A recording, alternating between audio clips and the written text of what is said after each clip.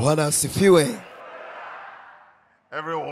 Kila mmoja anakaribishwa jioni ya leo katika jina la Yesu. Ninaomba ya kwamba mafundisho ya Biblia yatatajirisha kila maisha. Mtu anipe amen nzuri. Hebu tuombe pamoja. Baba, tunakushukuru kwa mafundisho ya Biblia. Tunakushukuru kwa ajili ya wema wako na upendo wako. Tunashukuru kwa ajili ya nuru ambayo unatupa katika maandiko kila wakati. Ninakushukuru kwa sababu tunajua ya kwamba leo utakwenda kugusa ufahamu wetu hata jioni ya leo katika jina la Yesu. Sema na kila moyo ya kwamba kila mmoja atapokea kila kitu ambacho anatupatia katika jina la Yesu. Uwe pamoja nasi leo. Na uwe pamoja na wote wanaojifunza pamoja nasi kila mahali katika jina la Yesu. Tunashukuru kwa sababu tunajua umejibu. Kwa jina la Yesu tunaomba. Na watu wa Mungu waseme amen. Mungu akubariki, waweza kukaa. Tunakuja Marko sura ya 9 jioni ya leo. Marko sura ya 9 na tunasoma na kujifunza kuanzia mstari wa kwanza mpaka mstari wa 8. Hebu fungua Biblia yako. Marko sura ya 9 mstari wa kwanza.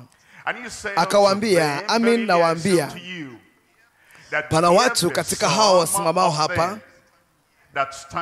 ambao hawataonja mauti kabisa hata watakapouona ufalme wa Mungu umekuja kwa nguvu. Hata baada ya siku 6 Yesu akawatwaa Petro na Yakobo na Yohana, akawaleta juu ya mlima mrefu faragani peke yao. Akageuka sura yake mbele yao, mavazi yake yakimetameta, meupe mno jinsi asivyoweza dobi duniani kuyafanya meupe. Wakatokewa na Elia pamoja na Musa, nao walikuwa wakizungumza na Yesu. Petro akajibu akamwambia Yesu, Rabi, ni vizuri sisi kuwapo hapa, na tufanye vibanda vitatu, kimoja chako wewe, kimoja cha Musa na kimoja cha Elia. Maana hakujua la kunena, kwa kuwa waliingiwa na hofu nyingi. Kisha likatokea wingu likawatia uvuli. Sauti ikatoka katika lile wingu, huyu ni mwanangu mpendwa wangu, msikieni yeye. Mstari wa 8. Mara hiyo walipotazama huku na huku, hawakuona mtu pamoja nao ila Yesu peke yake.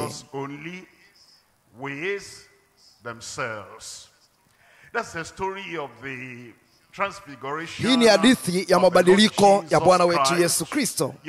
Umeshasikia hilo bila shaka. Pengine umefahamu juu ya hilo, ya kwamba Yesu Kristo alikwenda mlimani, na katika ule mlima, kama alivyokuwa amewaambia wanafunzi wake, wakauona utukufu wa ufalme ujao. Wakaona utukufu wa Mungu ukija juu yake. Na hii ndio ile hadithi, ile hadithi ya utukufu mkubwa wa Kristo, utukufu ng'ao wa Kristo.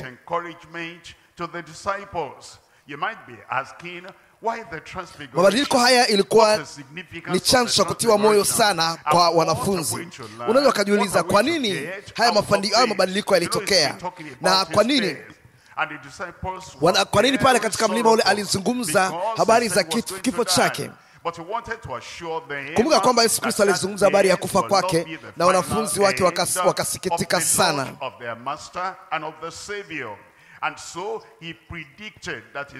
Kwa hiyo aliwaonyesha kwa utabiri ya kwamba utukufu wake wa mwishoni utakuwa ni mkubwa sana, ya kwamba hata kabla ya kuona mauti wataona utukufu mkubwa.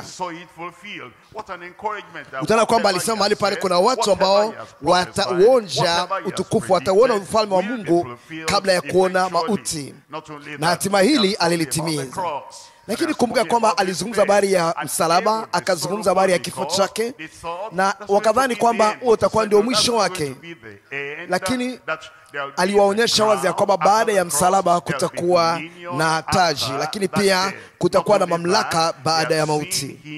Walishamuona tayari akiwa anadhalilishwa na watu ambao ni wenye dhambi, Mafarisayo, Maherode, Masadukayo na watu wote ambao walinena kinyume chake, wakimpa changamoto na kuweza kumdhalilisha mbele ya wote, ya kwamba wakawa hawakukubali ya kwamba Yesu Kristo ni Bwana na ni Mwokozi. Kwa hiyo hawakuona heshima yake, bali waliona kudhalilishwa kwake. Ijapokuwa Musa alizungumza habari zake, na tunaona kwamba katika mlima ule basi waliona Musa akitokea pamoja naye, lakini Elia akitokea pamoja naye katika utukufu, na ile hali ya aibu waliokuwa wanaijua kwa habari ya Kristo ikaondoka, wakaona utukufu wake. But now this was a manifestation of the majesty of God upon hapa. Yesu Kristo alikwisha kufanya mabadiliko makubwa katika maisha ya watu wengine, miujiza ya uponyaji, ukombozi, ufufuo. Lakini hapa sasa alionyesha kiwango cha utukufu ambacho yeye mwenyewe anacho. Watu wa Agano la Kale na watu wa Agano la Kale walishaondoka wengine, watu kama kina Musa, watu kama kina Elia. Swali kwamba je, wale waliokuwa wenye haki, nini kilitokea katika maisha yao? Nini ilikuwa hatima ya maisha yao? Katika mlima huo mabadiliko, hapa Yesu Kristo anaonekana akiwa na Musa, akiwa na Elia ambaye alishakwenda mbinguni, na akiwaonyesha dhahiri ya kwamba mtumishi wa Mungu anapokuwa amekufa, mtakatifu anapokuwa amekufa, ule unakuwa sio mwisho. Kama vile ambavyo Musa alitokea katika utukufu, hatimaye Elia akatokea katika utukufu, sisi pia ambao ni watumishi wake tutaingia katika utukufu. Kwa hiyo iliwapa ujasiri, iliwapa uhakika wanafunzi ya kwamba sisi ambao ni waamini, sisi ambao ni watumishi wa Mungu, sisi ambao ni watoto wa Mungu, baada ya maisha haya, baada ya kuwa tumeondoka katika dunia hii, tunakwenda kuwa pamoja na Mungu, na utawala wetu utakuwa ni mbinguni. Na hilo litatokea kwako, litatokea kwangu, litatokea kwetu sote katika jina la Yesu. Lakini pia kule kuisikia sauti ya Bwana, kule kuisikia sauti ya Bwana kwa ni jambo la msingi. Wingu liliwafunika, wakasikia sauti kutoka mbinguni, huyu ni mwanangu mpendwa wangu, msikieni yeye.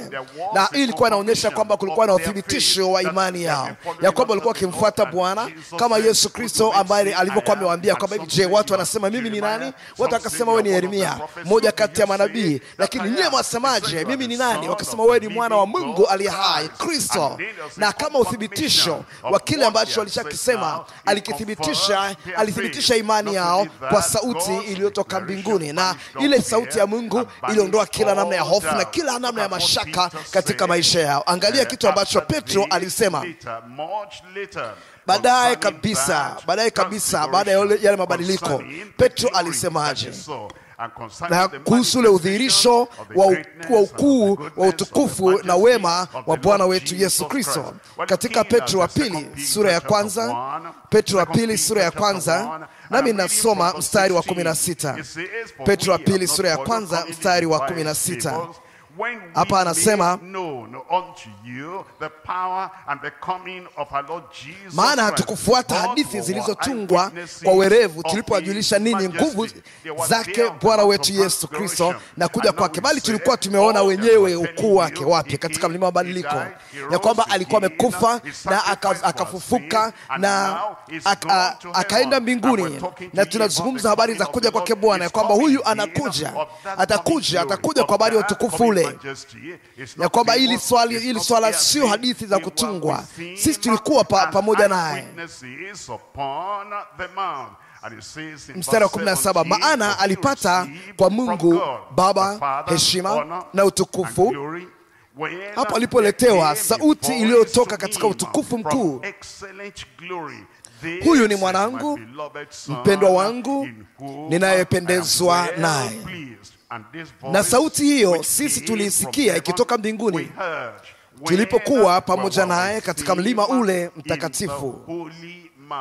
Unaona ule uhakika, unaona ule uthibitisho Je, unaona jinsi ambayo moyo wake ulikuwa umetulia?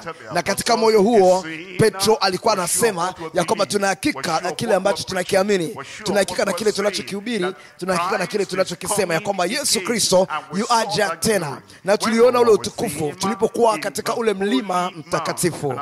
Mstari wa 19 anasema, nasi tuna lile neno la unabii lililo imara zaidi, ambalo mkiliangalia kama taa ing'aayo mahali penye giza, mwafanya vyema mpaka kutakapopambazuka na nyota ya asubuhi kuzuka mioyoni mwenu. Ninaomba ya kwamba kile tunachojifunza siku ya leo kwa habari ya mabadiliko ya Yesu Kristo itakuwa ni faraja kwa kila mmoja wetu, ya kwamba lolote ambalo Kristo amelisema, lolote ambalo Kristo ametabiri, ya kwamba hilo litakwenda kutimia. Kila ahadi aliyoitoa, ile ahadi itatimia. Kila unabii ambao aliutoa, ule unabii utakwenda kukamilika. Kila utabiri ambao aliusema, ule utabiri utakwenda kutimia. Lakini jambo la pili, ya kwamba japo kwa Yesu Kristo alikwenda katika msalaba, ile ilikuwa ni ishara ya kwamba taji itakuja baadaye. Na haijalishi kwamba unabeba msalaba gani siku ya leo, siku moja msalaba utapita na taji itakuja. Haijalishi kwamba una mateso ya namna gani, una shinikizo na namna gani, ambalo nadhani ya kwamba kifo kitakuja. Nadhani kuambia kwamba mamlaka itachukua nafasi ya kifo kile katika jina la Yesu. Mstari wa 3, walimuona ya kwamba amedhalilishwa. Pengine wewe pia umedhalilishwa. Pengine wewe pia umeweza kuwa ni mtu ambaye umedharauliwa na ukaonekana kwamba si kitu chochote, na kutangazia kwamba heshima yako inakuja, kuinuliwa kwako kunakuja katika jina la Yesu. Jambo la 4, kama nilivyokuambia, alitenda miujiza kwa watu wengine, mabadiliko katika maisha ya watu wengine. Lakini sasa ilikuwa ni wakati wa udhihirisho wa utukufu na ukuu kwa mabadiliko ya Yesu Kristo. Anatuambia jambo ya kwamba tunapomfuata Yesu Kristo na tunapoifuata njia ya Bwana, ya kwamba chochote kile ambacho tumekuwa ni chema kwa watu wengine, chochote ambacho tumetenda ambacho ni chema kwa ajili ya watu wengine, kama waamini, Mungu atatulipa sisi pia katika jina la Yesu. Walimuona Elia, wakamuona Musa katika mafunuo haya maalum, na kulikuwa na udhihirisho wa mabadiliko. Wale wote ambao wametangulia, wametoka mikononi mwetu, wamekwenda katika utukufu, hawajafa bure, tutawaona tena. Kama walivyomuona Musa wakamuona Elia, sisi pia tutakwenda kuwaona tena katika jina la Yesu. Na wala sio hivyo tu, ya kwamba Musa anawakilisha watakatifu wote ambao wamekufa, watakatifu wote ambao wamekufa. Lakini pia Elia anawakilisha watakatifu wote walio hai, kwa sababu Elia hakufa, alikwenda utukufuni moja kwa moja. Anawakilisha watakatifu watakaonyakuliwa. Hii inatuonyesha ya kwamba kama vile Musa alivyokuwa ameonekana kwamba yuko hai, kama alivyokuja na akajionyesha na hatimaye akajadili pamoja na Yesu Kristo, wale wote ambao wamekufa pamoja na Kristo, wale wote ambao wamekufa katika Kristo watakuwa pamoja na Kristo. Lakini wale pia watakao kuwa wamenyakuliwa watakuwa pamoja na Bwana milele na milele. Ninaomba kwamba hautakosa fursa hiyo, kama ulivyosikia sauti ya Bwana ikisema ya kwamba huyu ndiye mwanangu mpendwa wangu ambaye inapendezwa naye. Hii inatupa uhakika ya kwamba tunamwamini ya kwamba Yesu Kristo ni mwana wa Mungu, na tunapoamini hilo, basi kutakuwa na udhihirisho kutoka kwa Bwana ya kwamba unachoamini ni sawa. Na kwa sababu unaamini ya kwamba Yesu Kristo ni mwana wa Mungu, basi utakwenda kudhihiri, utakwenda kushiriki utukufu wake. Na hatimaye ule unabii uliweza kuondoa kila namna ya hofu yao, na wakasema kwamba hatukufuata hadithi ambazo zimetungwa. Nasema ya kwamba kila hofu katika maisha yako itakomeshwa katika jina la Yesu. Unaposikia neno la Bwana, neno la Baba, unamsikia yeye katika kila jambo. Anaposema nawe katika kila jambo ambalo anafundisha na kila jambo ambalo anaelekeza, na kwamba tunamfuata yeye, na tunapomfuata yeye hatutakwenda kupotea kamwe. Nasema sitapotea kamwe. Kanisa letu halitakwenda mrama. Siku zote tutamfuata Bwana, na kila neno la Bwana litakwenda kutimia katika maisha yetu. Unajua kuna watu ambao wanachagua hili, wanakataa lile, lakini Biblia inatuambia kwamba msikieni yeye. Kila kitu anachosema msikie, anachofundisha msikie, anachoelekeza msikie, chochote anachoagiza msikie. Na yote maneno yote ambayo tumekuwa tukiyasikia, yote ambayo tumekuwa tukijifunza katika neno la Bwana, haya yote hatujifunzi na kuweza kutupa mengine, atujifunze baadhi na kutupa mengine baadhi, kila kitu kwenda kukitii na kukitenda katika jina la Yesu. Heri ni hao ambao wanasikia neno la Mungu na kulitunza. Anasema tutalitunza neno la Mungu, na tunapolitunza neno la Mungu, baraka za kulitunza neno la Mungu zitakuwa juu ya kila mmoja wetu katika jina la Yesu. Na mtu yeyote ambapo anapoleta changamoto, anapoleta kikwazo, anapoleta upinzani dhidi ya kile ambacho tunakiamini, tunamwambia wazi ya kwamba hatukufuata hadithi za kutungwa, bali tulimuona na tukasikia, na kila kitu alichosema na kila kitu ambacho ametupa, hicho tunakishika. Hatuhesabu mafundisho, hatuhesabu yale ambayo tumejifunza kana kwamba ni hadithi au kana kwamba ni mifano tu, vielelezo vya kidunia, lakini tunajua kwamba hili neno ni hakika, neno hili ni halisi, kama vile mbingu na kama vile ambavyo mbingu ni thabiti, hali kadhalika neno litakuwa pamoja nasi hadi tukapofika pale katika jina la Yesu. Leo tunajifunza mabadiliko, udhihirisho wa awali wa utukufu wa Kristo. Mabadiliko tunachosoma leo ni mabadiliko, udhihirisho wa awali wa utukufu wa Kristo ujao. Tunajua kwamba Kristo atakwenda kuwa na utukufu mkuu, utukufu ambao hawajawahi kuonekana awali, na huu ni udhihirisho tu awali, tunauona kabla ya uhalisi haujaja. Jambo la kwanza tunaangalia katika somo letu, mambo matatu tunaangalia. Jambo la kwanza, kuhakikishwa kwa ushuhuda wa utukufu wake. Kuhakikishwa kwa ushuhuda wa utukufu wake. Tayari alishasema ya kwamba wale ambao wamesimama mahali pale, baadhi yao hawataona mauti mpaka watakapomuona mwana wa Mungu amekuja katika utukufu wake na katika uweza wake. Na hapa sasa tunaona ni udhihirisho au hakikisho wa ushuhuda wa utukufu wake. Jambo la pili, maono ya mabadiliko yake na utukufu. Utukufu waliouona, ukuu wa yale walioyaona, maono au ufunuo wa mabadiliko yake na utukufu. Jambo la tatu, sauti toka kiti cha enzi cha utukufu. Hii ni ile sauti ya Baba ambayo alikuja ikasema ya kwamba huyu ni mwanangu mpendwa wangu, msikieni yeye. Sauti toka kiti cha enzi cha utukufu. Jambo la kwanza, jambo la kwanza, hebu niambie na mtu pale, kuhakikishwa kwa ushuhuda wa utukufu wake. Angalia Marko sura ya 9 mstari wa kwanza. Marko sura ya 9 mstari wa kwanza. Kila wakati anaposema neno hili amini, maana yake ni kwamba ninawaambia jambo hili ambalo halina shaka yoyote ile. Hili jambo ambalo ni la uhakika sana, jambo ambalo limethibitishwa. Akawaambia amin, nawaambia pana watu katika hawa wasimamao hapa ambao hawataonja mauti kabisa hata watakapouona ufalme wa Mungu umekuja kwa nguvu. Anasema ufalme wa Mungu unakuja, na unakuja kwa nguvu, unakuja kwa uweza, unakuja kwa heshima, na unakuja kwa utukufu. Na kuna watu ambao wamesimama mahali hapa ambao hawatakufa mpaka hatimaye watakapoona ule udhihirisho wa awali wa utukufu wa Kristo. Na alisema jambo lilo hilo, lakini Mathayo, katika Mathayo, lakini akalizungumza kwa kina kidogo. Mathayo sura ya 16, nasoma mstari wa 26. Mathayo sura ya 16 mstari wa 26.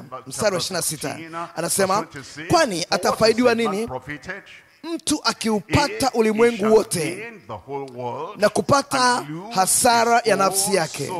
Au mtu atatoa nini badala ya nafsi yake? Mstari wa 27, kwa kuwa mwana wa Adamu atakuja katika utukufu wa Baba yake pamoja na malaika zake, ndipo atakapomlipa kila mtu kwa kadiri ya matendo yake. Hapa anazungumza juu ya utukufu ule ujao, ule udhihirisho wa siku zijazo. Anasema hapa kwamba Yesu Kristo mwana wa Mungu atakuja. Kwa sasa hivi atakufa kwa ajili ya dhambi za ulimwengu, atasalitiwa, na atauawa, atazikwa, lakini baada ya siku 3 atafufuka, na baada ya hapo atajidhihirisha kwenu ya kwamba amefufuka kutoka kwa wafu, lakini baada ya hapo atapaa kwenda mbinguni. Lakini wakati utafika, wakati ambapo Yesu Kristo mwana wa Adam atakapokuja katika utukufu wa Baba pamoja na malaika zake, ndipo atakapomlipa kila mtu kwa kadiri ya matendo yake. Sasa udhihirisho ule, uhakikisho ule na udhihirisho wa awali wa jambo hilo ulionekana mahali pale. Asema mstari wa 28, asema amin nawaambieni, pana watu katika hawa wasimamao hapa ambao hawataonja mauti kabisa hata watakapomwona mwana wa Adam akija katika utukufu, katika ufalme wake. Asema Bwana anakuja, ufalme unakuja.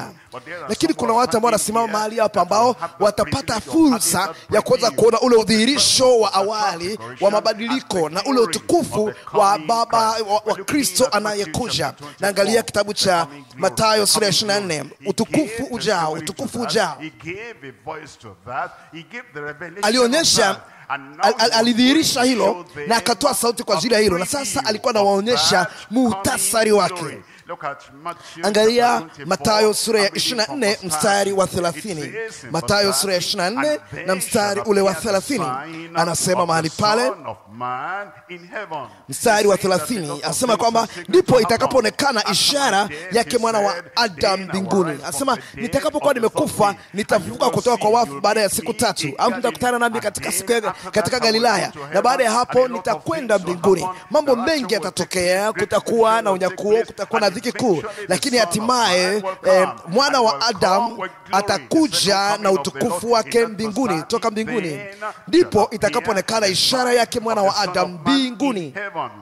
Ndipo mataifa yote ya ulimwengu watakapoomboleza, nao watamwona mwana wa Adam akija juu ya mawingu ya mbinguni pamoja na nguvu na utukufu mwingi. Huu ulikuwa ndio ushuhuda wake. Hilo ndio neno la utabiri, kitu ambacho kilikuwa kinategemewa kutokea, bado ilikuwa ni kwa wakati ujao. Lakini yale mabadiliko yalikuwa ni muhtasari wa kile ambacho kitatokea wakati ule ujao, na uhakikisho wa ushuhuda wa utukufu wake, ya kwamba ule utukufu lazima utakuja. Angalia kitabu cha Mathayo sura ya 25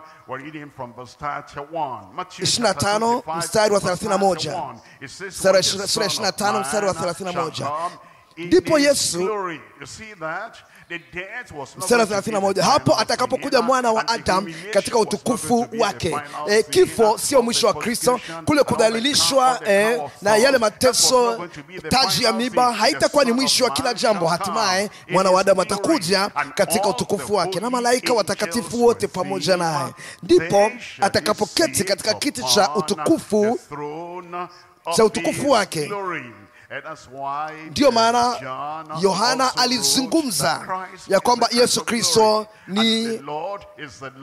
Kristo ni Bwana wa utukufu. Chochote unachokiona katika dunia, chochote ambacho unakiona katika dunia, watu wa dunia wakiweza kumdhalilisha, wakizungumza mambo ambayo ni ya kinyume kwa habari zake, usiogope sana, kwa sababu utukufu utakuja. Kwa hata kwa wale ambao ni wa Kristo, wakati mwingine wanatucheka na wakati mwingine wanatudhalilisha, lakini nasema huo hautakuwa ni mwisho. Tutatoka mahali pale, tutashiriki katika utukufu wake. Wewe na mimi tutashiriki katika utukufu wake. Kama umezaliwa mara ya pili, umetakaswa, unaishi katika utukufu wa Mungu, kama unatarajia kuja kwa Bwana, hakika utakwenda kushiriki katika ule utukufu wake katika jina la Yesu. Angalia kitabu cha Yohana sura ya 12. Ule utukufu ambao umetabiriwa toka katika Agano la Kale, ule utabiri, ule utukufu hatimaye utakwenda kuonekana. Yohana 12 mstari wa 38. 12 mstari wa 38. 12 mstari wa 38. Anasema ili litimie lile neno la nabii Isaya alilolisema, Bwana ni nani aliyezisadiki habari zetu, na mkono wa Bwana amefunuliwa nani? Ndiyo sababu hao hawakuweza kusadiki, kwa maana Isaya alisema tena, amewapofusha macho. Nasema macho yako hayatapofuka. Ameifanya mizito mioyo yao. Moyo wako utakuwa mzito, wasije wakaona kwa macho yao, wakafahamu kwa mioyo yao, wakaongoka nikawaponya. Wewe utakwenda kuongoka na utakwenda kuponywa. Maneno hayo aliyasema Isaya kwa kuwa aliuona utukufu wake, akataja habari zake. Aliuona utukufu wa kuja kwa mwana wa Adam hata kabla hajaja hapa duniani, hata kabla hajaja kwa mara ya kwanza. Isaya aliangalia mbele na akaweza kuona, akaona mabadiliko na akaona utukufu na uweza wa Bwana. Na haya ndio ambayo tunaangalia siku ya leo. Tunachokiangalia leo ni ule kuhakikishwa, ule uthibitisho wa ushuhuda wa utukufu wake. Kwa hakika anasema kwamba wale ambao ni wa Israel hawakumtambua. Wale ambao walimuua Yesu Kristo hawakumtambua. Na hata wale ambao wanawatesa waamini leo hawaelewi wala hawajui ule utukufu ambao tunao, na utukufu ambao tutakuwa nao baada ya mali hapa. Na usijali mateso yao, usijali dhihaka zao. Wakati wa utukufu wako unakuja. Wakati atakapokuja katika utukufu wake, utashiriki ule utukufu na utakaa pamoja naye milele na milele katika jina la Yesu. Anatuambia Wakorintho wa kwanza sura ya 2, Wakorintho wa kwanza sura ya 2, anazungumza juu ya ujinga wa watu ambao walimsulubisha Bwana wetu Yesu Kristo. Angalia Wakorintho wa kwanza sura ya 2 mstari wa 12. Lakini sisi, mstari wa 13, nayo twayanena si kwa maneno yanayofundishwa kwa hekima ya kibinadamu, bali yanayofundishwa kwa Roho, tukiyafasiri mambo ya rohoni kwa maneno ya rohoni.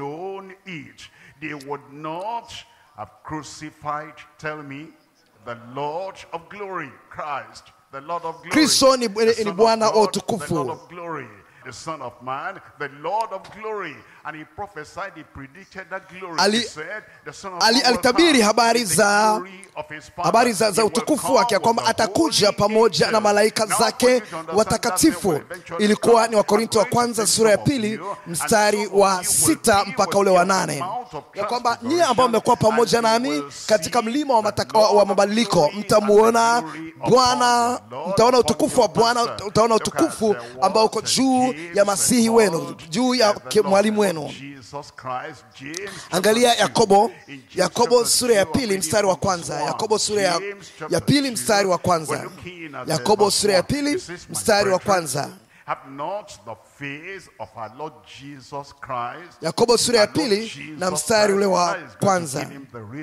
Asema, ndugu zangu, imani ya Bwana wetu Yesu Kristo, Bwana wa utukufu, msiwe nayo kwa kupendelea watu. Anasema msiwe na watu ambao mnapendelea watu au kuweza kumheshimu huyu zaidi ya huyu, wakati ambapo mnapodhihirisha imani kwa Bwana wetu Yesu Kristo, kwa sababu huyu Bwana wetu Yesu Kristo, yeye ni Bwana wa utukufu. Nasema atakuwa pamoja naye, tutashiriki pamoja naye. Anatuambia katika Marko sura ya 13, Marko sura ya 13, Marko sura ya 13 mstari wa 24. Marko sura ya 13 mstari wa 24. Marko 13 mstari wa 24. Hautaweza kukosa hilo, ya kwamba Yesu Kristo ni Bwana wa utukufu, na kwamba atakuja, na anapokuja atakuja katika utukufu wa Baba. Marko sura ya 13 tunasoma mstari wa 24. Hapa mstari wa 24 anasema, lakini siku zile baada ya dhiki hiyo, jua litatiwa giza na mwezi hautatoa mwanga wake, na nyota za mbinguni zitakuwa zikianguka, na nguvu zilizo mbinguni zitatikisika. Hapo ndipo watakapomuona Mwana wa Adamu akija mawinguni kwa nguvu nyingi na nini? Na utukufu. Yesu anasema kutakuwa na dhiki. Hii dunia itapita katika kipindi cha dhiki, kipindi cha mateso, kipindi cha shinikizo, kipindi cha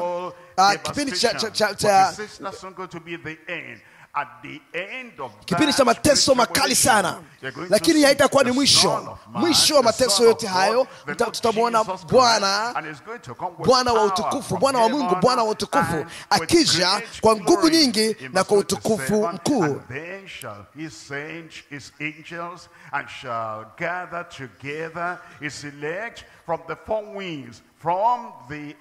Mstari wa 27, ndipo atakapowatuma malaika na kuwakusanya wateule wake toka pepo 4, toka upande wa mwisho wa nchi hata upande wa mwisho wa mbingu.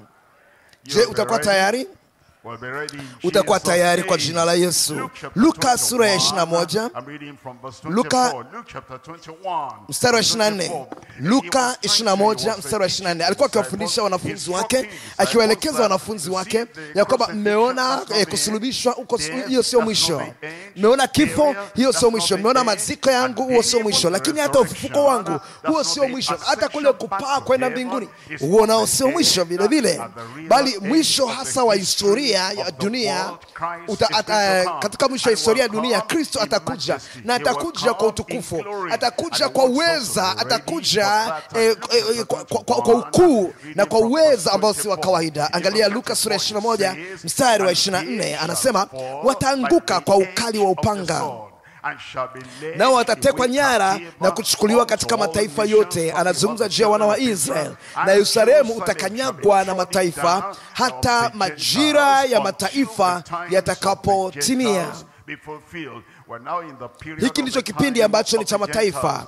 Bwana ameshatenga kipindi hiki, amewaweka pembeni wale wa Israeli, Wayahudi kama taifa. Lakini mwisho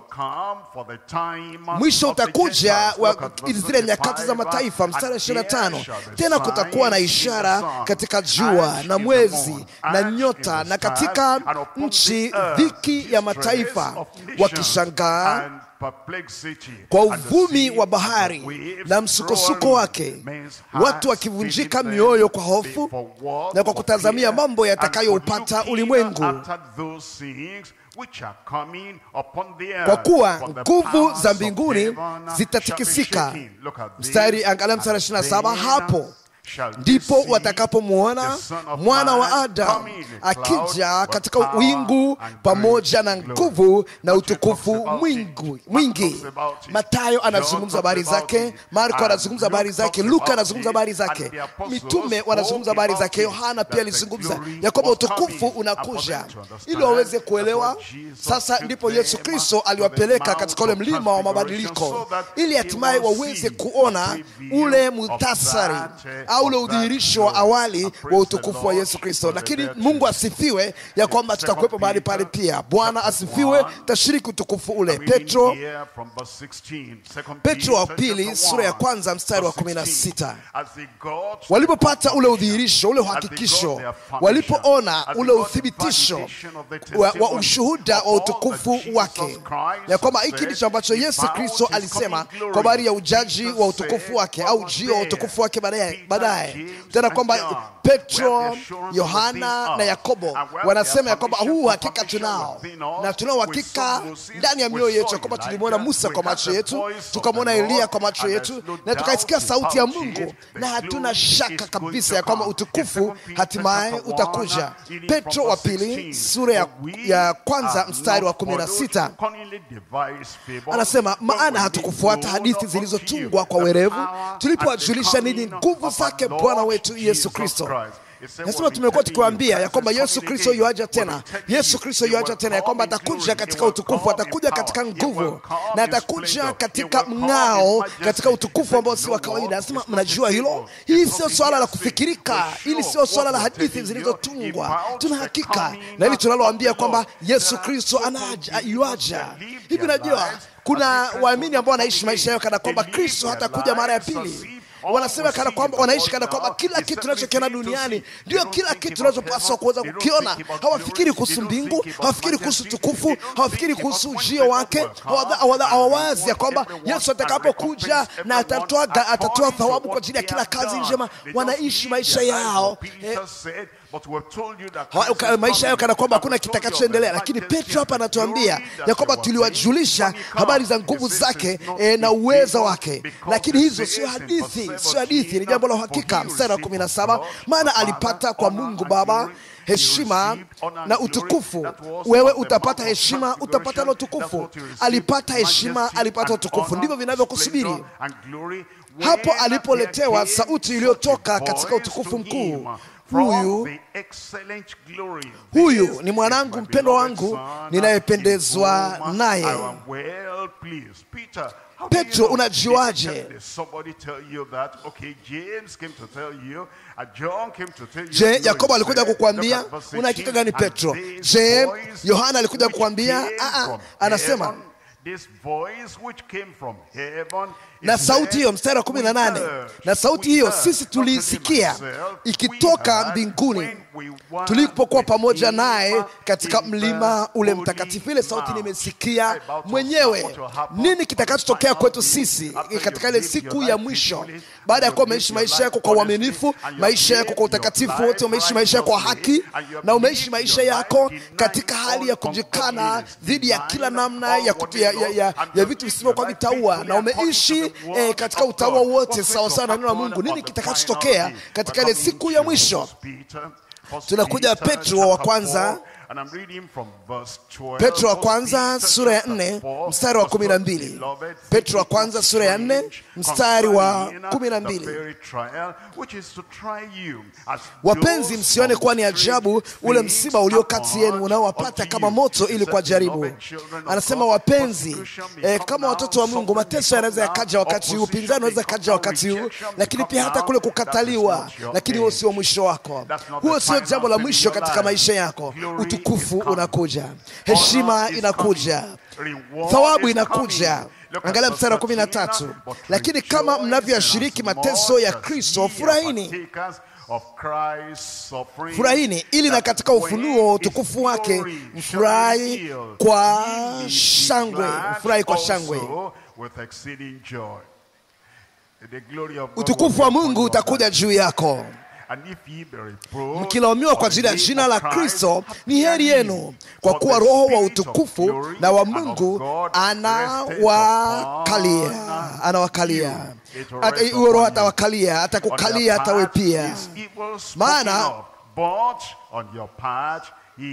kwa watu wengine anadhalilishwa, lakini kwenu nyie ametukuzwa. Unapoishi kwa uaminifu, unapoishi kwa haki, unapoishi maisha ambayo ni ya utaua katika dunia hii ya sasa, hebu mtu yeyote asikukute unafanya maovu. Usifanye maovu wakati wowote. Mstari wa 15, maana mtu wa kwenu asiteswe kama muuaji, vinginevyo ule utukufu utakuja, au mwivi, vinginevyo ule utukufu utakuja, au mtenda mabaya, vinginevyo ule utukufu utakuja. Hiyo italeta adhabu. Au kama mtu ajishughulishaye na mambo ya watu wengine. Lakini ikiwa kwa sababu ni Mkristo, asione haya, bali amtukuze Mungu katika jina hilo. Kwa maana wakati umefika wa hukumu kuanza katika nyumba ya Mungu. Na ikianza kwetu sisi, mwisho wao wasioitii injili ya Mungu utakuwaje? Mwisho wao wasioitii injili ya Mungu utakuwaje? Na mwenye haki akiokoka kwa shida, yule asiyemcha Mungu na mwenye dhambi ataonekana wapi? Wale ambao wanasikia lakini hawapokei, wale ambao wasiokuwa na nia ya kumfuata Kristo, itakuwaje habari zao wakati ule?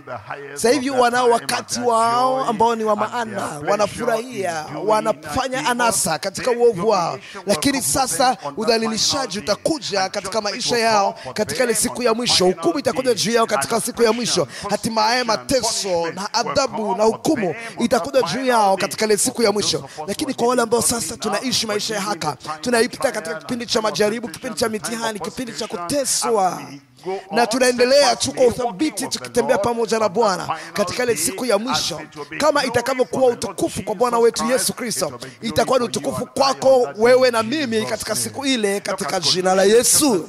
Angalia kitabu cha Wakolosai. Wakolosai sura ya 3 mstari wa kwanza. Wakolosai sura ya 3 na ule mstari wa kwanza. Wakolosai 3 mstari wa kwanza. Basi mkiwa mmefufuliwa pamoja na Kristo. Tunasema Kristo alikufa, tulikufa pamoja naye. Alifufuka, tukafufuka pamoja naye. Amepaa mbinguni na sisi tumepaa pamoja naye. Ameketi katika ufalme wa Mungu, katika mkono wa kuume wa Mungu Baba, tumeketi pamoja naye. Na anapokuja mara ya pili atatutwaa.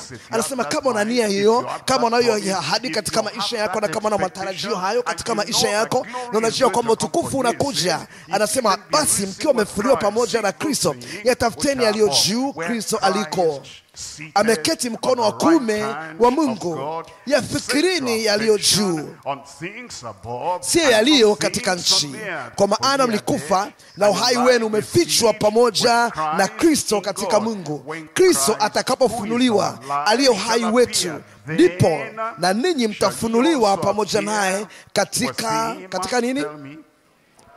Katika utukufu. Kristo ambaye ndiye uhai wako atakapofunuliwa, ndipo na ninyi mtafunuliwa pamoja naye katika utukufu. Ule utukufu utakuwa ni wetu katika jina la Yesu. Na tunachojifunza leo, tunachosoma leo ni uthibitisho, uhakikisho wa utukufu ule ujao. Ule udhihirisho wa awali wa utukufu wa Bwana ulileta imani kubwa katika mitume, na ile ndio inayopaswa kuweza kuthibitisha imani yetu pia. Ulithibitisha imani yao katika Bwana wetu Yesu Kristo. Walikuwa na uthabiti wa imani ya kwamba kule kusalitiwa hakutakuwa ni mwisho wa mkasa, hautakuwa ni mwisho wa mkasa. Je, kuna watu ambao wanakusaliti leo? Kuna watu ambao wanakusema vyema ukiwepo, lakini wanakusema mabaya wakati haupo. Ile hila yao na kule kusaliti kwao haitakuwa ni mwisho. Lakini jambo la pili ya kwamba Yuda Iskariote na Pilato hatakuwa na kauli ya mwisho ya katika maisha yao. Baada ya Yuda utukufu utakuja bado, lakini baada ya Pilato utukufu bado utakuja, baada ya Herode utukufu bado utakuja. Haijalishi kwamba wenye dhambi wanafanya nini kwako, haijalishi kwamba warudi nyuma wanafanya nini katika maisha yako. Wanachosema wao sio kauli ya mwisho kwa habari za maisha yako. Utukufu hatimaye utakuja, lakini pia kifo hakitakuwa ni mwisho. Kifo hakitakuwa ni mwisho. Ni mwisho. Unajua, wakati ambapo kaka katika Bwana amekufa, dada katika Bwana ameondoka, unasema kwamba sasa tutaweza kumwona tena? Hapana, tutamwona tena. Kama walivyomuona Elia, wakamuona Elisha, hali kadhalika sisi pia tutaweza kuwaona wale ambao wamekufa katika Bwana, kwa sababu kifo hakitakuwa ni mwisho. Wao wamekwenda mbinguni, wanatusubiri mahali pale. Sisi tutabakia kwa ni waaminifu mpaka mwisho, ili hatimaye tuweze kuwa pamoja nao katika jina la Yesu. Unajua, ni ule uthibitisho ambapo watu wengine ambao wanasema ya kwamba mtu asipozaliwa mara ya pili hawezi kuona ufalme wa mbinguni. Vipi kuhusu wale waliokufa katika Agano la Kale? Vipi kuhusu Daniel, kuhusu Samuel, kuhusu Musa, kuhusu Elia, kuhusu manabii wote wa zamani? Huu udhihirisho awali wa ujio wa utukufu wake inatuambia kwamba wale watakatifu wote ambao waliotangulia, wale wote ambao ni watumishi wa Mungu waliotangulia katika Agano la Kale bado wako hai mbinguni. Jambo la tano, tunaona kwamba utukufu ule utakaoonekana baadaye utazidi na utapita kile kiwango cha mateso ya sasa hivi. Unajua, wakati huu mtu anapoteswa kama mtoto wa Mungu, kama muamini, tunasema ya kwamba hivi nini kitakachotokea tena baada ya hapa? Mateso ni mengi mno. Na watu wengine ambao hawana ufahamu wa neno la Mungu watasema ya kwamba ni afadhali kufa. Nasema mateso hayatakuwa, hautajua, hautakosa utukufu ambao bado unakuja katika jina la Yesu. Hakuna kitu ambacho kinatokea leo ambacho ni kikubwa sana, ambacho ni kikuu sana, ambacho tunasema ya kwamba katika hili sitaweza kuendelea tena. Nasema usiache wala usikate tamaa kabla utukufu haujaja. Angalia Warumi. Warumi sura ya 8 mstari wa 18. Warumi sura ya 8 mstari wa 18. Warumi sura ya 8 na mstari wa 18. Kwa maana anahesabu mateso ya wakati huu wa sasa kuwa si kitu kama utukufu ule utakaofunuliwa kwenu. Ukishapata ule utukufu utasahau mateso yote ambayo umeyapata duniani katika jina la Yesu. Lakini pia tunaona kwamba hatima ya watu wote inaamuriwa na mwana wa Mungu. Kila mwanamume aliyeko duniani, kila mwanamke katika dunia, hatima ya kila mwanamume, ya kila mwanamke, hata wale ambao wanasema kwamba hatuamini, hatukubaliani na haya, hatima ya kila mwanadamu ipo katika mikono ya mwana wa Mungu. Ndio sababu alisema kwamba huyu ni mwanangu mpendwa wangu, msikieni yeye. Lakini pia tunajua kwamba Yesu Kristo ni neno la Mungu la mwisho. Yesu Kristo ni neno la Mungu la mwisho. Anasema kwamba huyu ndiye mwanangu mpendwa wangu, msikieni yeye. Tunarudi katika Marko sura ya 9. Tunaenda kipengele cha pili sasa. Tunaangalia maono ya mabadiliko yake na utukufu wake. Maono ya mabadiliko yake na utukufu wake. Nasoma kuanzia mstari wa 2. Marko sura ya 9 kuanzia mstari wa 2. Hata baada ya siku 6 Yesu akawatwaa Petro na Yakobo na Yohana, akawaleta juu ya mlima mrefu faraghani peke yao. Akageuka sura yake mbele yao. Walikuwa hawajai kumuona katika utukufu wake mkuu namna hii. Walikuwa hawajai kumuona katika mng'ao wa utukufu mkuu namna hii. Ya kwamba Yesu Kristo ambaye ni Bwana alikuwa amebadilika mbele zao. Aligeuka sura yake mbele yao, na mavazi yake yakimetameta meupe mno, jinsi asivyoweza dobi duniani kuyafanya meupe. Na anapofanya mabadiliko katika maisha yetu, anayafanya ile mabadiliko kiasi kwamba hakuna saikolojia inaweza kutufanya bora zaidi ya pale. Hakuna science inaweza kutufanya kwa ni bora zaidi. Hakuna mtu ambaye katika maisha haya, katika dunia hii, anaweza akabadilisha maisha yetu, akabadilisha tabia yetu kwa kiwango cha Yesu Kristo katika maisha yetu. Kwa sababu anasema kwamba aliweza kung'arisha ile mavazi kwa namna ambayo hakuna dobi duniani anaweza akayang'arisha kwa vile. Alafu hatimaye tunaona mstari ule wa 4, wakatokewa na Eliya pamoja na Musa, nao walikuwa wakizungumza na Yesu. Petro akajibu akamwambia Yesu, Rabi, ni vizuri sisi kuwapo hapa.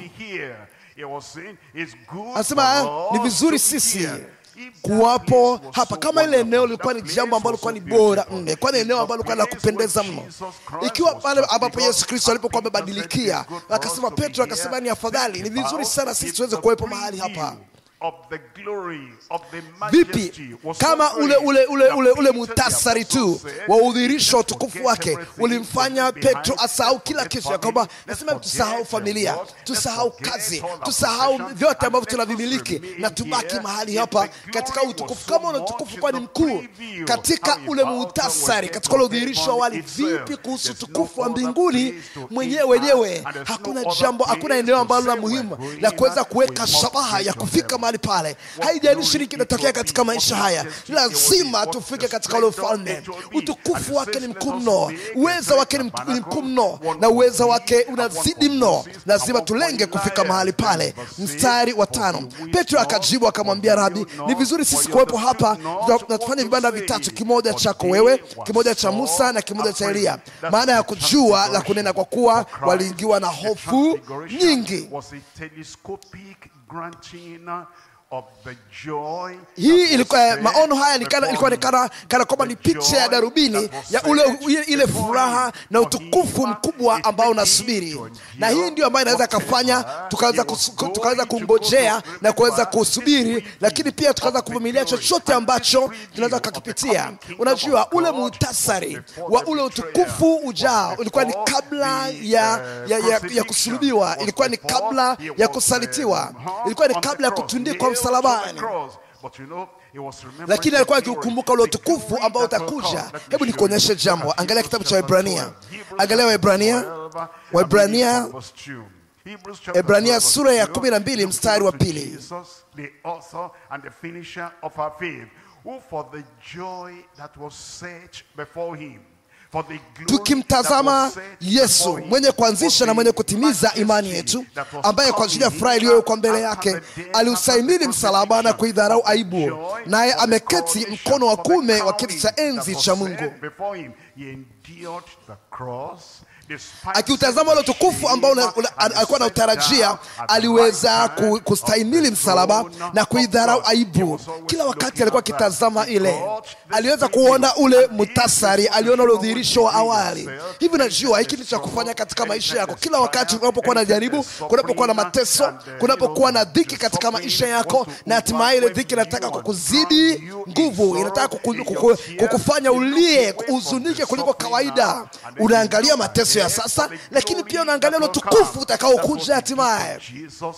Ndicho ambacho Kristo alifanya, kwa sababu alijua ya kwamba mamlaka yangu ya mwisho iko kule mbele, na hatimaye aliweza hiyo ilimfanya aweze kuwa na uthabiti uliokuwa umedumu, ya kwamba baada ya jasho kutakuwa na utamu baadaye, baada ya jasho kutakuwa na utamu baadaye, baada ya huzuni kutakuwa na ukuu. Utakuwa na ukuu kuliko Musa, kuliko Elia. Alijua ya kwamba atakuwa ni mkuu kuliko Musa, kuliko Elia, kwa sababu Baba atampa jina ambalo nazidi kila jina, ya kwamba kwa jina la Yesu kila goti liweze kupigwa. Jambo la tatu, ilikuwa ni uhakika kwake na kwa ajili yetu, ya kwamba baada ya huzuni kutakuwa na ukuu. Baada ya huzuni kutakuwa na ukuu. Alisema ya kwamba roho yangu imehuzunika sana kiasi cha kufa, lakini hiyo sio mwisho. Hii ndio mabadiliko. Ujumbe wa mabadiliko ni huo, ya kwamba haijalishi kwamba kuna huzuni gani katika maisha yako, hatimaye ukuu utakuja baada ya hayo katika jina la Yesu. Jambo la 4, baada ya aibu kutakuwa na kung'aa. Baada ya aibu kutakuwa na kung'ara kama nyota. Kwa hiyo alikuwa akiangalia ile furaha iliyokuwa imewekwa mbele yake, hiyo ikamfanya aweze kudharau aibu.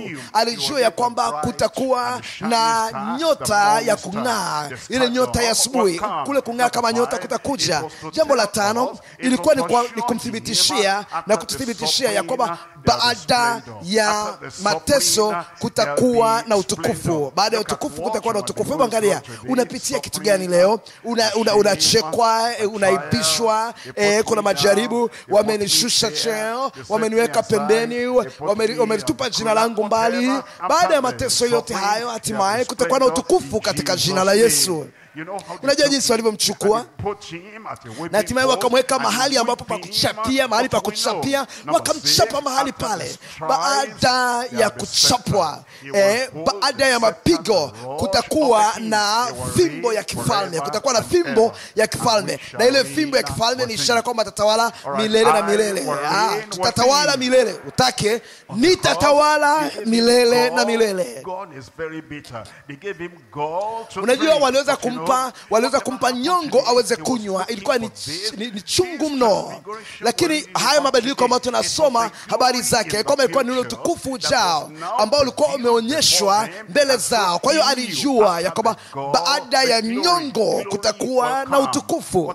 Haijalishi kwamba kuna uchungu gani katika maisha yako, haijalishi kwamba kuna huzuni gani, kuna aibu gani katika maisha yako, haijalishi kwamba wamekupa kitu kichungu namna gani katika maisha yako, usijali, utukufu wako hatimaye utakuja.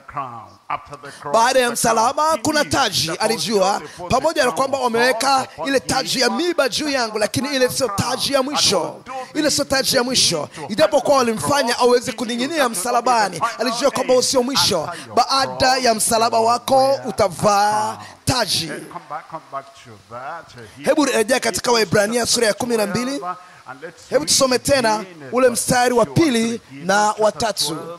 Waebrania sura ya 12 mstari wa 2 na wa 3. Unajua kuna watu ambao siku zote wanaangalia nyuma na wanaangalia wakati wa sasa, lakini hawaangalii mbele. Ndio sababu wanaona kana kwamba mateso yanawazamisha, mateso yanawazidi nguvu. Wanaangalia wakati umekuja, sema tangu nimekuja hapa duniani, tangu nimeokoka, nimekuwa ni muamini katika Kristo, kama mngejua kwamba nimeteseka kiasi gani, nimepitia mambo gani katika maisha yangu, ya kwamba wamefanya kitu gani katika maisha yangu. Kila wakati wanatazama ya nyuma, kila wakati wanatazama ya nyuma. Wanasema kama ungalijua hali yangu niliyokuwa nayo, ungelia kwa ajili yangu. Mimi siangalia hali yako ya sasa iliyopita, bali naangalia utukufu wako unaokuja, na ninatabasamu pamoja nawe, na mimi nacheka pamoja nawe. Yesu Kristo yuko mahali hapa. Alikuwa haangalii wakati uliopita, alikuwa angalia wakati wa sasa, alikuwa anaangalia utukufu uliojaa, ule utukufu ujao. Hii ndio maana hasa ya yale mabadiliko katika msalaba, katika mlima wa mabadiliko. Waebrania sura ya 12 mstari wa 2 anasema tukimtazama Yesu mwenye kuanzisha na kutimiza imani yetu. Yeye ndiye mwanzilishi wa imani yangu, lakini yeye pia ndiye atakayokuwa mkamilishaji wa imani yako. Atakuwa ndiye mkamilishaji wa imani yako pia. Anasema ambaye kwa ajili ya furaha iliyowekwa mbele yake alitazama furaha iliyokuwa mbele yake, akiliustahimili msalaba na kuidharau aibu, naye ameketi mkono wa kuume wa kiti cha enzi cha Mungu. Angalia, maana mtafakarini sana yeye aliyeyastahimili mapingamizi makuu namna hii ya watendao dhambi juu ya nafsi zao, msije mkachoka mkizimia mioyoni mwenu. Msije mkachoka mkizimia mioyoni mwenu. Aliweza kuvumiliaje yote haya? Aliweza kuvumilia yote kwa sababu alijua ya kwamba baada ya msuguano na wenye dhambi, baada ya kupingwa na wenye dhambi, kutakuwa na kurudi mara ya pili, na baada ya kuvumilia kutakuwa na kuinuliwa. Yesu Kristo atainuliwa kwa kiwango ambacho hakuna mwanadamu duniani amewahi kuweza kuinuliwa. Kwa hiyo alikuwa alivumilia yote kwa sababu alikuwa anaangalia kule kuinuliwa. 12 alijua baada ya dhabihu kubwa kutakuwa na wokovu mkubwa kwa watu wengi sana, kwa watu ambao, kwa idadi ya watu ambao haitahesabika, kwa watu ambao idadi yake haitahesabika. Na unajua, ijapokuwa kwa sasa kuna kuwa na mateso, lakini kutakuwa na kuinuliwa katika siku zijazo. Jinsi ninavyofurahi pamoja nawe ya kwamba ikiwa wewe ni muamini, ikiwa wewe ni mtoto wa Mungu, kutakuwa na kuinuliwa kwa siku zijazo katika maisha yako katika jina la Yesu. Tunaangalia Luka, angalia matokeo ya kule kuteswa kwake. Luka sura ya 1 mstari wa 1. Luka sura ya 1 na mstari ule wa 1. Kwa kuwa watu wengi wametia mikono kutunga kwa taratibu habari za mambo yale yaliyotimizwa katikati yetu. Mambo yale yaliyotimizwa katikati yetu. Kwa nini aliwadhirishia yale mabadiliko yake? Alitaka waweze kuwa na uthabiti wa imani, ya kwamba wasiweze kuyumbishwa na kitu chochote kile, ya kwamba naamini ya kwamba kuna mbingu, hakuna kitakachonitikisa. Najua ya kwamba kuna utukufu ujao, hakuna kitakachonitikisa kutoka kwenye hilo. Ninaamini ya kwamba sisi watoto wa Mungu tutakwenda kukaa pamoja na Bwana wetu Yesu Kristo katika utukufu na katika ule uweza na ule utukufu mkuu. Na kwa sababu ya hilo, wewe umethibitishwa na umethibitika sana sana katika moyo wako, kiasi kwamba hakuna kitakachokuondosha katika uthabiti wako katika jina la Yesu. Angalia Petro wa pili sura ya 3 mstari wa 17. Petro wa pili sura ya 3 mstari wa 17. Ukishajua kwamba utukufu unakuja, ukishajua kwamba ukuu unakuja, ukijua kwamba heshima inakuja, nasema kuna jambo la kutenda. Nasema basi wapenzi, mkitangulia kujua hayo, jilindeni nafsi zenu, msije mkachukuliwa na kosa la hao wahalifu, mkaanguka na kuacha uthibitifu wenu. Utabakia mthibitifu, utabakia thabiti. Kila wakati ambapo upepo unavuma na unataka kuyumbisha, utakumbuka mabadiliko ya Kristo na ule utukufu na ule uweza, na anasema ya kwamba sitakosa ule utukufu. Hiyo ndio mbinu ya shetani, hiyo ndio siri ya shetani. Anataka ukose ule utukufu ujao, anataka ukose ule ukuu na uweza ujao. Kwa hiyo anafanya upepo uweze kuvuma, anafanya mtu aweze kukupiga chenga hapa na pale, na jambo linatokea na unasema kwamba mimi sidhani kama ninataka kwenda tena, ama nimekata tamaa. Mimi ninasonga mbele, mimi ninakwenda na nitabakia thabiti, tutabakia thabiti katika jina la Yesu. Mstari wa 18, lakini kuweni katika neema na katika kumjua Bwana wetu na Mwokozi Yesu Kristo. Utukufu una yeye sasa na hata milele. Amen. Bwana ametuhakikishia ya kwamba wakati utakuja. Tumeona ya kwamba Yohana alikuwa na maono mengine zaidi ya haya. Ndio maana hao mitume waliweza kuvumilia.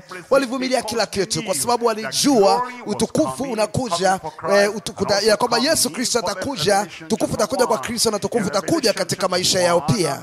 Ufunuo sura ya 1 mstari wa 10. Tukufu utakuja kwa Kristo na utukufu utakuja katika maisha yao pia.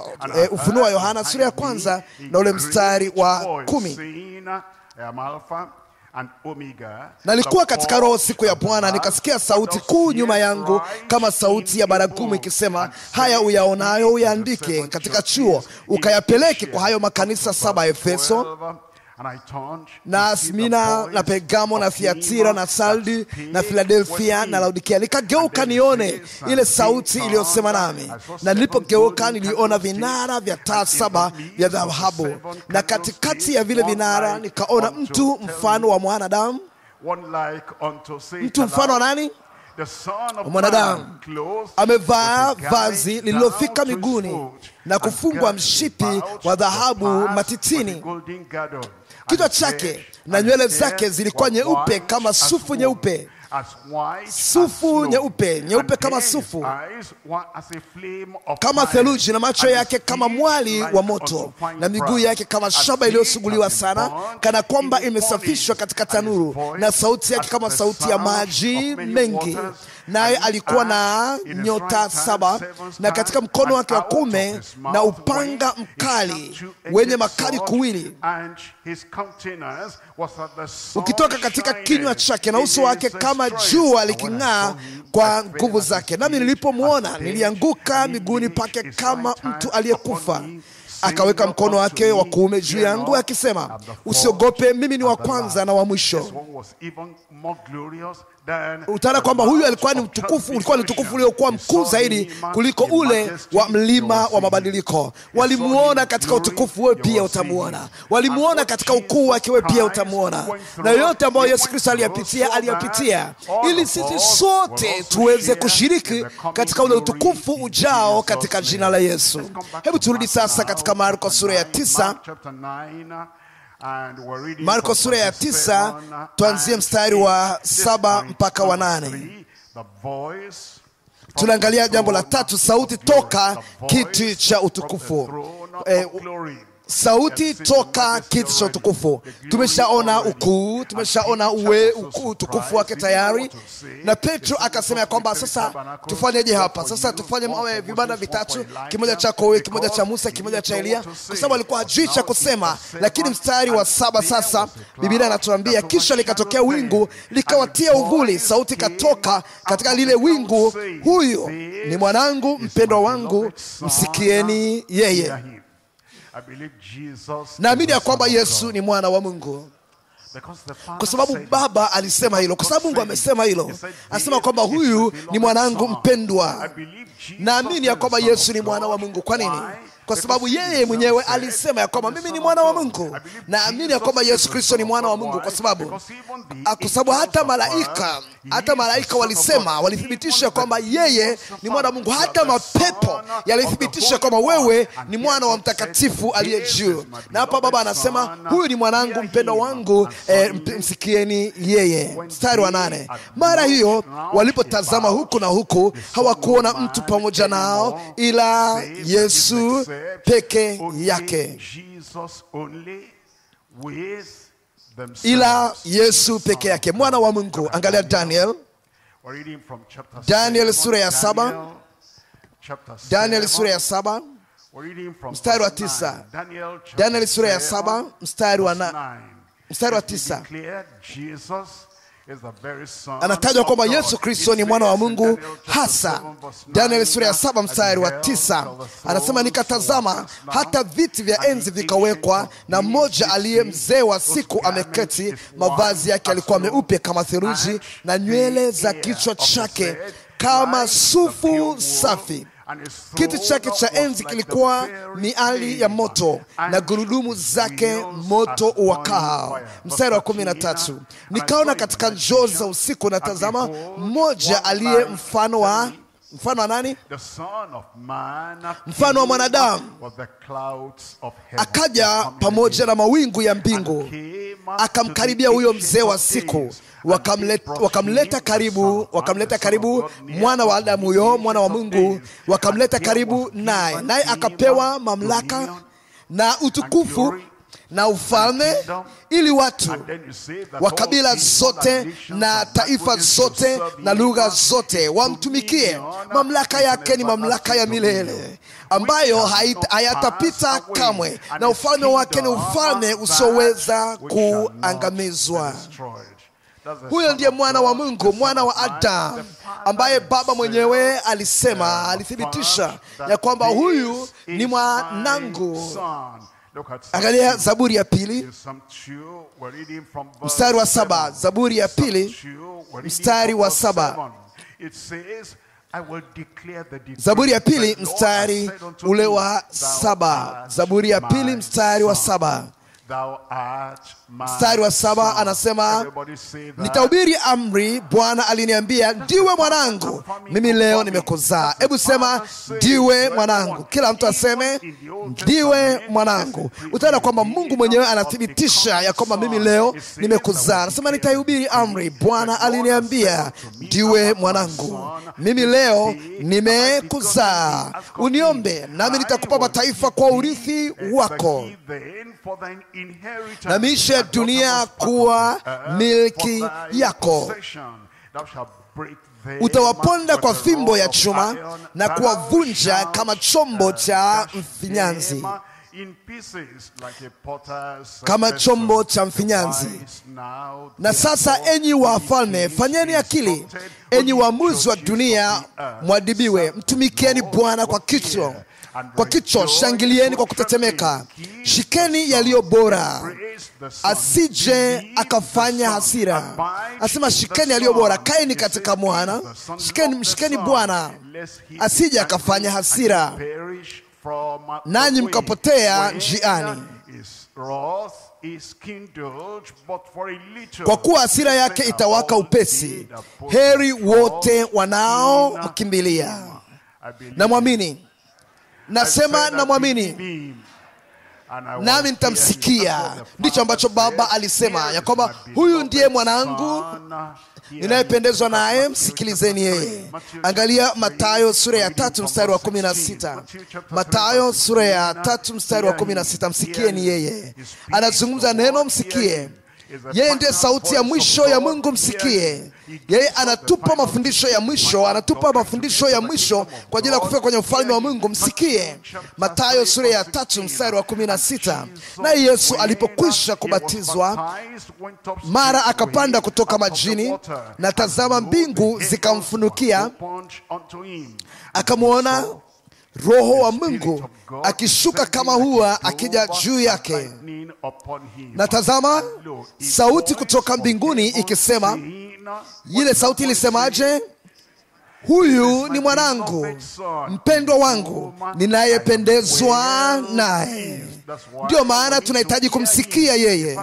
Na naposema tumsikie yeye, Hili lilikuwa limetabiriwa hata kabla hata katika Agano la Kale, siku za kale kabisa. Kumbukumbu la Torati sura ya 18 inazungumza juu ya Kristo ambaye alikuwa ni bado hajaja, miaka maelfu kabla ya kuja kwake. Hiki ndicho ambacho Musa alisema, ya kwamba atakuja na kwamba yeye ndiye nabii wa mwisho, ndiye mwalimu wa mwisho, lakini yeye ndiye Bwana wa mwisho, Mesia, na yeye ndiye Mwokozi. Na atakapokuja neno la Bwana litakuwa kinywani mwake, msikieni yeye. Kumbukumbu la Torati sura ya 18 mstari wa 15, Bwana Mungu wako atakuondokeshea nabii miongoni mwa ndugu zako kama nilivyo mimi. Msikilizeni yeye, msikilizeni yeye, msikilizeni huyo Kristo, huyo ni Bwana, huyo ambaye ni ajaye, huyo Kristo ajaye. Msikilizeni mwana wa Mungu, msikilizeni mwana wa Mungu, mwana wa Adamu, msikilizeni, msikilizeni yeye. Mstari wa 18, mimi nitaondokeshea nabii miongoni mwa ndugu zao, mfano wako wewe, nami nitatia maneno yangu kinywani mwake. Nitatia maneno yangu kinywani mwake. Chochote ambacho kinasemwa na mhubiri yoyote ule, nabii yoyote ule, ambacho ni tofauti na kile ambacho Yesu Kristo amesema, hicho kitu sio kweli. Kile alichokisema yeye ndio ukweli, na Bwana anasema ya kwamba tumsikie yeye. Utamsikiliza yeye kwa jina la Yesu. Anasema nitatia maneno yangu kinywani mwake, naye atawaambia yote nitakayomwamuru. Atawaambia yote nitakayomwamuru, yote nitakayomwamuru. Hebu turudi tena katika Agano Jipya, Matendo ya Mitume sura ya 3. Matendo ya Mitume sura ya 3. Yesu mwana wa Mungu amekuja na mafundisho ya pili kwa ajili mafundisho ya mwisho kwa ajili ya dunia yote, na Baba wa mbinguni anasema ya kwamba msikieni yeye. Chochote atakachowaambia msikilizeni yeye. Je, amesema isipokuwa mtu amezaliwa mara ya pili hawezi kuona ufalme wa mbinguni? Hiyo ni kweli ya mwisho, msikilizeni yeye. Je, amesema ya kwamba isipokuwa haki yenu imezidi ile haki ya waandishi na Mafarisayo, wale ambao ni Wakristo wa jina, Mafarisayo na Masadukayo, hamwezi kamwe kuingia katika ufalme wa mbinguni? Hilo ni neno la mwisho, msikieni katika hilo. Je, amesema heri wenye moyo safi, maana hao watamwona Bwana, watamwona Mungu? Hilo ni neno la mwisho, ya kwamba wasio safi hawezi kumwona Mungu. Msikieni yeye. Je, amesema ya kwamba mtapokea nguvu akisha kujilia juu yenu Roho Mtakatifu. Msikieni yeye. Unahitaji nguvu ya Roho Mtakatifu. Aliposema kesheni muombe, ya kwamba ile siku ile isije kawakuta pasipo kujiandaa. Msikieni yeye. Kwa sababu je, amesema nanyi jiwekeni tayari, kwa sababu katika Psalm sio dhani mwana wa Adamu yaja. Je, amesema hilo ni neno la mwisho. Matendo ya Mitume sura ya 3 na mstari wa 22. Matendo ya Mitume sura ya 3 mstari wa 22.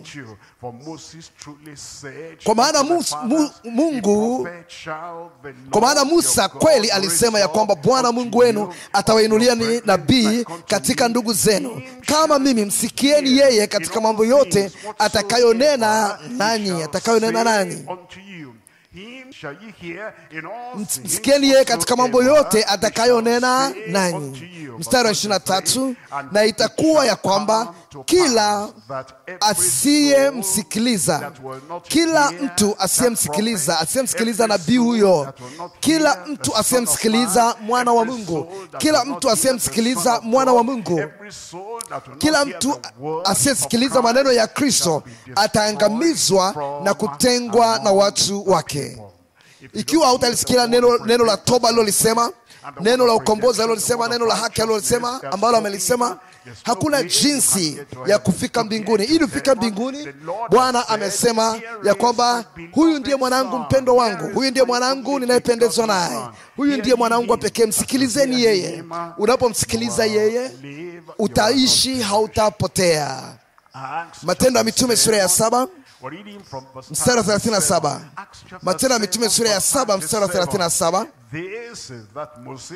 Musa huyo ndiye aliyewaambia Waisraeli, Bwana Mungu wenu atawainulieni nabii katika ndugu zenu kama mimi.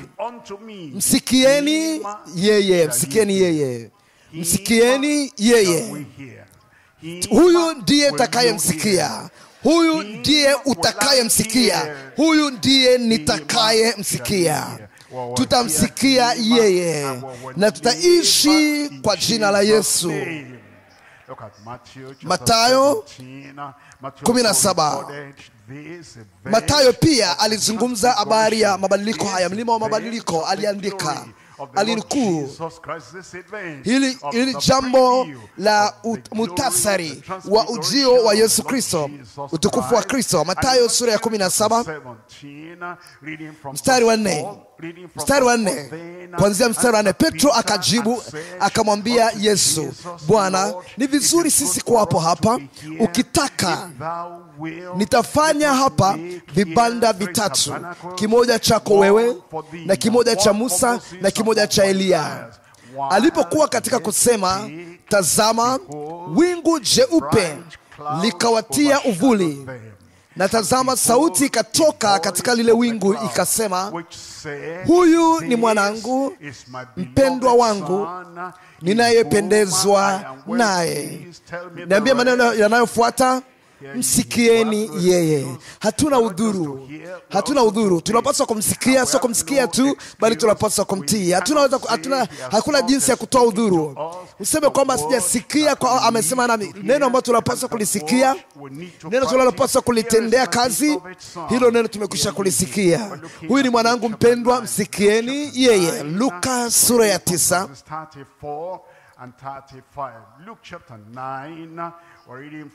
Luka sura ya 9 mstari wa 34. Luka sura ya 9 mstari wa 34. 34. Alipokuwa akisema hayo, lilitokea wingu likawatia uvuli, wakaogopa walipoingia katika wingu hilo. Sauti ikatoka katika wingu ikisema, hebu niambie, hebu sema kwa sauti. Mathayo alisema, Marko alisema, Luka na alisema, katika vinywa vya mashahidi wawili au watatu kila kweli itathibitishwa. Huyu ni mwanangu mteule wangu, msikieni yeye. Tutamsikia yeye. Waibrania sura ya 1 mstari wa 1 na wa 2. Waibrania sura ya 1 mstari wa 1 na wa 2. Waibrania sura ya 1 mstari wa 1 na wa 2. Mungu ambaye alisema zamani na baba zetu katika manabii kwa sehemu nyingi na kwa njia nyingi. Mungu alisema zamani na baba zetu kwa manabii. Alisema na taifa la Israeli kwa kutumia manabii. Lakini mstari wa 2 anasema, mwisho wa siku hizi amesema na sisi katika mwana. Katika siku hizi za mwisho anasema na sisi sasa katika mwana, aliyemweka kuwa mrithi wa yote, tena kwa yeye aliufanya ulimwengu. Angalia sura ya 2. Sura ya 2 mstari wa 1. Kwa hiyo imetupasa kuiangalia zaidi hayo yaliyosikiwa, tusije tukayakosa. Kila kitu ambacho tumesikia kwa habari za maneno ya Kristo, kila kitu ambacho tumekisikia kwa habari za maneno ya Masihi mwana wa Mungu, hasa tunapaswa kuweza kumaanisha na kuweza kusikiliza, kuiangalia zaidi yaliyosikiwa, tusije tukayakosa. Kwa maana ikiwa lile neno lililonenwa na malaika lilikuwa imara, na kila kosa na uasi ulipata ujira wa haki, sisi je, tutapataje kupona tusipojali wokovu mkuu namna hii, ambao kwanza ulinenwa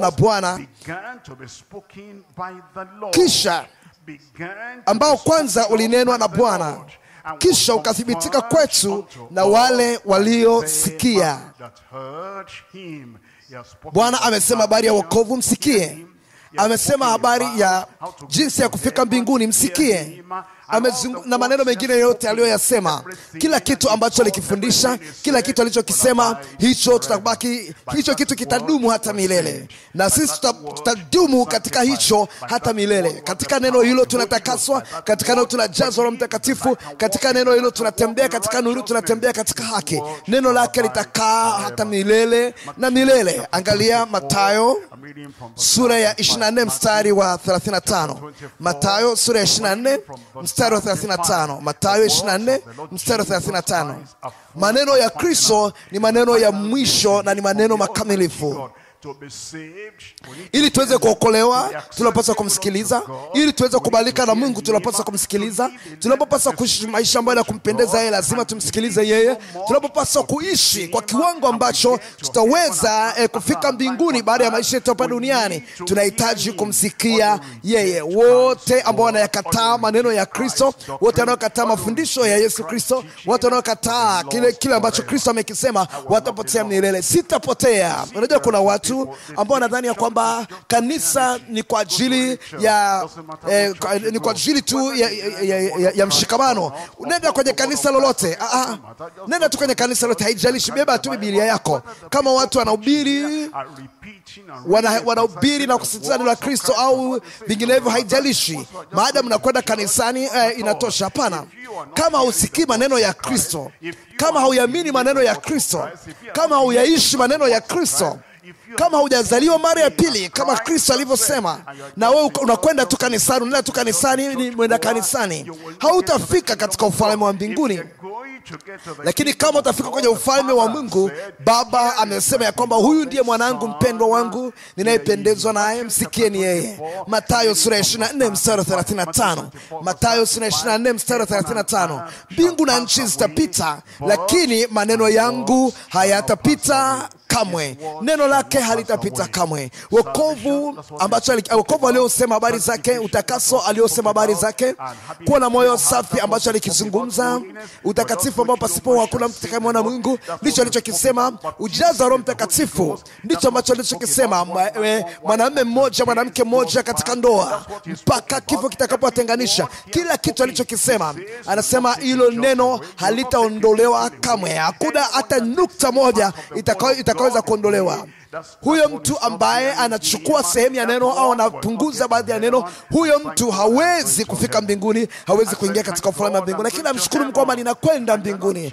Na atubadiliki kanisa au badilishi makanisa kama unavyobadilisha mavazi, ya kwamba leo ninavaa vazi na vile, leo niko kwenye kanisa hili, kesho niko katika kanisa lile, kwa sababu ya masikio ya utafiti.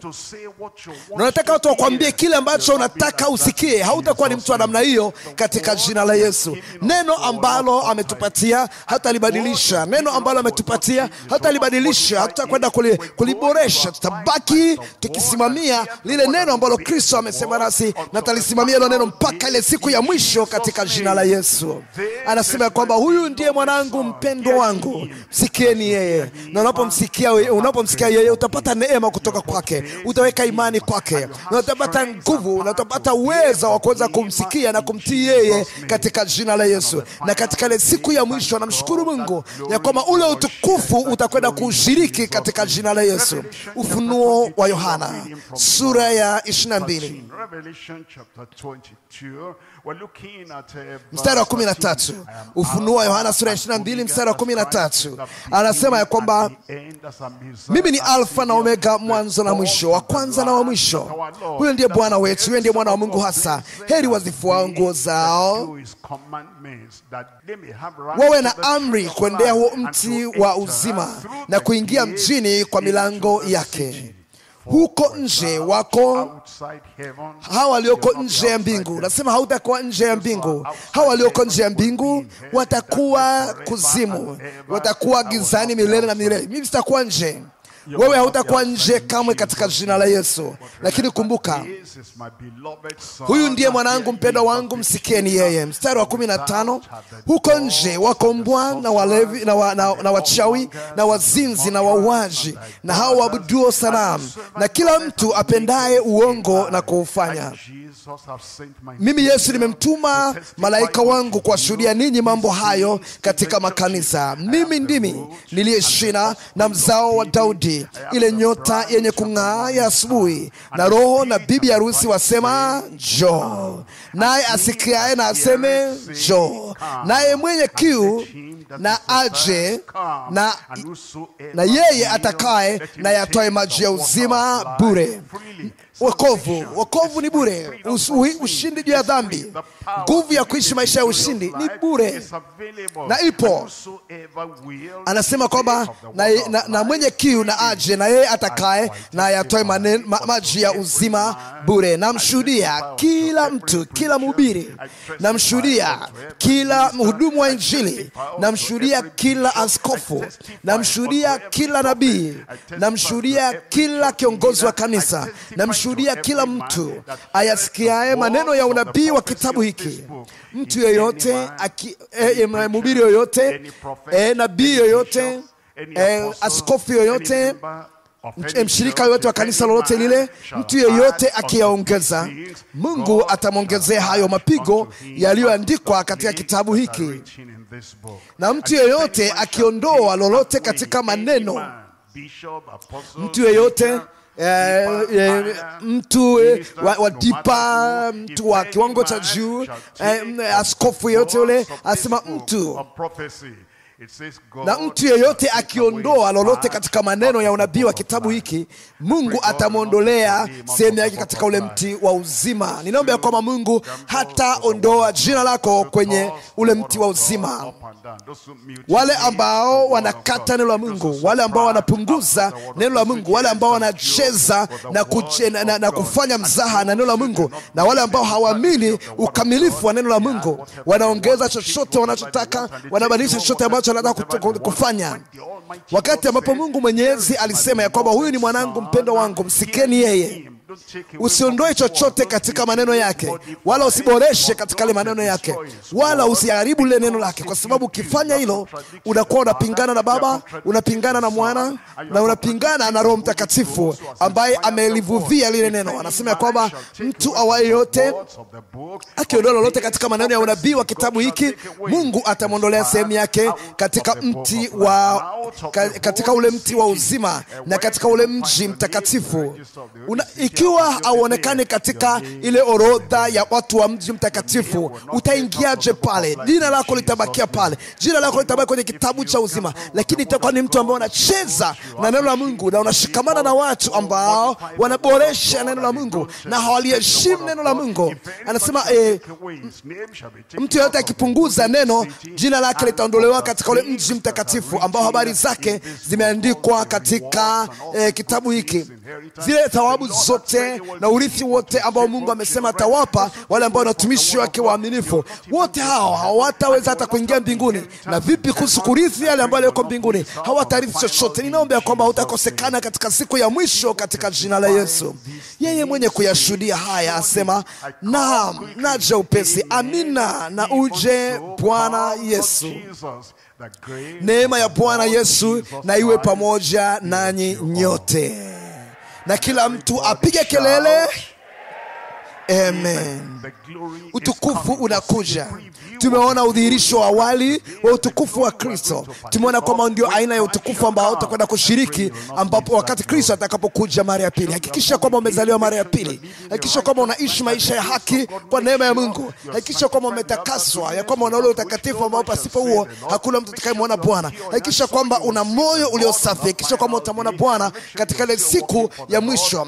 Na hakikisha kwamba unaendelea kumtumikia Bwana, ya kwamba utafanya biashara hata atakapokuja, na Kristo atakapokuja utaonekana pamoja naye katika utukufu katika jina la Yesu. Hebu tusimame tuweze kusema na Bwana katika maombi. Hebu kila kitu ambacho tumejifunza siku ya leo, hebu kipeleke mbele za Bwana. Mwambie Bwana, nataka kushiriki ule utukufu. Nimeona ule udhihirisho wa awali wa utukufu wako, nimeona muhtasari wa utukufu wako, na kwamba sifuati hadithi ambazo zimetungwa kwa werevu wa wanadamu. Najua kwamba kwa hakika utakapokuja utakuja na utukufu. Mwambie Bwana ya kwamba atakufanya uwe ni mshiriki wa utukufu ule atakapokuja.